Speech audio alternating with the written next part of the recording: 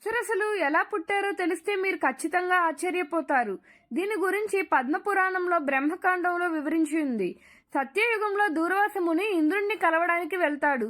అప్పుడు ఇంద్రుడు ఏనుగు మీద కూర్చొని ఉన్నాడు. ముని ఇంద్రుడికి ఒక పూలమాలను ఇస్తాడు. అది తీసుకున్న ఇంద్రుడు తనకి ఎంతో ఇష్టమైన ఏనుగుకి అలంకరిస్తాడు.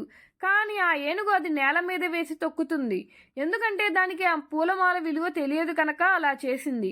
అప్పుడు అది చూసిన ముని, నువ్వు నన్ను అవమానించడం కోసమే కదా ఇలా చేశావు అంటాడు. ఆ ముని దానితో కోపంతో మునిని ఇంద్రుడి శక్తి అంతా నశించి బలహీనుడివి అవుతావు అని ఇంద్రుడితో పాటు దేవతలందరినీ శపించాడు. ఆ శాపంతో ఇంద్రుడు చాలా బాధపడుతూ ఇంటికి వెళ్తాడు. తరువాతి రోజు ముని శాపం కారణంగా విష్ణుమూర్తి భార్య అదృశ్యమవుతుంది. దానితో లోకమంతటా వెలిగిపోతుంది. జంతువులు పక్షులు అన్ని ఆకలి దప్పికలతో అలమటిస్తూ ఉంటాయి. లోకమంతా నాశనం అవుతుంది.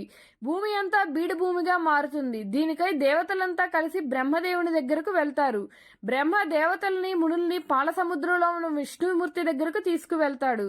అందరూ విష్ణువుకి జరిగింది చెప్పి వేడుకుంటారు. దానితో విష్ణువు ఏం కావాలో కోరుకోండి అంటాడు. ఆ ముని ఇచ్చిన శాపం వల్ల లక్ష్మీదేవి అదృశ్యమైంది, అందుకే ఇలా అయింది అంటారు. దానితో విష్ణువు, మీకు ఇప్పుడు ఎటువంటి శక్తులు లేవు కాబట్టి మీ సోదరులు అయిన దానవులతో కలిసి మందర పర్వతాన్ని పాల సముద్రంలోకి తీసుకువచ్చి వాసుకుని దానికి చుట్టూరా కట్టి చిలకండి. అప్పుడు అమృతం వస్తుంది. దానితో పాటు లక్ష్మీదేవి వస్తుంది. మళ్లీ లోకమంతటా వెలుగునిస్తుంది. తర్వాత కూర్మావతారంతో వచ్చి ఆ మందర పర్వతం పడిపోకుండా అడ్డుగా ఉండి అమృతం తీయడానికి సాయం చేశాడు. ఇలా వీళ్ళు పాల సముద్రం చిలికినప్పుడు 14 లోకాలకి అవసరమైన ఎన్నో వస్తువులు వస్తాయి. అలాగే వాటితో పాటు అప్సరసలు కూడా వస్తారు. అప్సరసలు మొత్తం ఎంతమంది? అప్సరసలకి పెళ్ళయిందా? అయితే వారి భర్తలు ఎవరు? వారు ఏం చేస్తారు? వారి వృత్తి ఏంటి? దేవతలతో వారికి ఉన్న సంబంధం ఏమిటి?